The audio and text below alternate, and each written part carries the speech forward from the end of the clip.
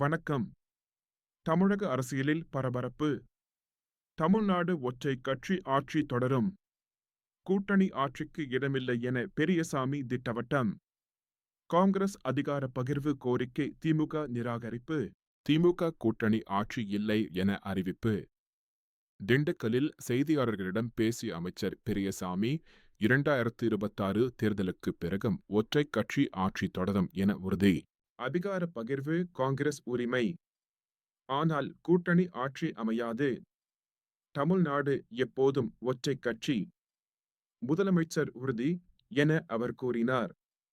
கூட்டணி கோரிக்கை வலுத்த நிலையில் திமுக நிராகரிப்பு. திமுகவின் தமிழக அரசியல் ஆதிக்கம் நீண்ட காலம். 1967 முதல் திமுக, அதிமுக மாறி மாறி ஆட்சி.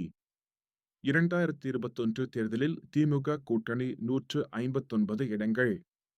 திமுக 133 இடங்கள் தனிப்பெரும்பான்மை. 2000 திமுக தனிப்பெரும்பான்மை இன்றி காங்கிரஸ் வெளி ஆதரவுடன் கூட்டணி ஆட்சி அமைக்காமல் 5 ஆண்டுகள் ஆட்சி. காங்கிரஸ் அதிகார பகிர்வு ஏற்கப்படவில்லை.